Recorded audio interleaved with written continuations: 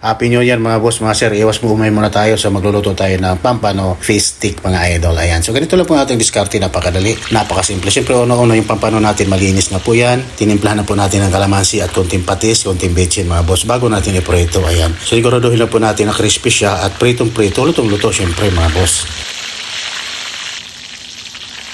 Ayan, pag naprito na, siyempre patuluin muna natin sa mantika. Tabi muna natin mga boss. So, ang gawin natin rito para mas mapabilis ang pagluluto natin. So, templado na po natin rito yung ating pinaka-sauce natin. Isang oyster sauce, siyempre paminta, konting soy sauce, asukal, mga kalahating tablespoon siguro. Ayan, depende sa inyo. At siyempre maraming kalamansi, siguro mga 10 pirasong malalaki or 15 pieces. Konting tubig, mga kalahating cup lang mga boss. So, i-combine na po natin yung kanyang pinaka-sauce natin para mamaya madalian na po yung trabaho natin mga boss.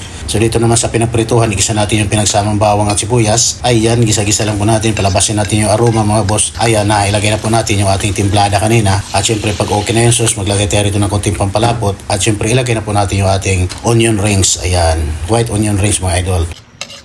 Pag okay na po yung timplada, ilagay na po natin rito yung ating pritong pampano mga boss. So ayan, ganyan lang kadali ka simple magluto ng fish stick mga idol. At syempre iwas umay tayo at Happy New Year po sa inyong lahat, lalong lalo na po sa aking mga followers. Ayan, sa aking mga top fan supporter syempre mga boss. Ayan, so ganyan lang po kadali magluto na napakasimple, napakadali pero napakasarap mga boss na fish stick pampano. Syempre iwas umay tayo mga sir. Ayan, at maraming salamat muli sa inyong lahat.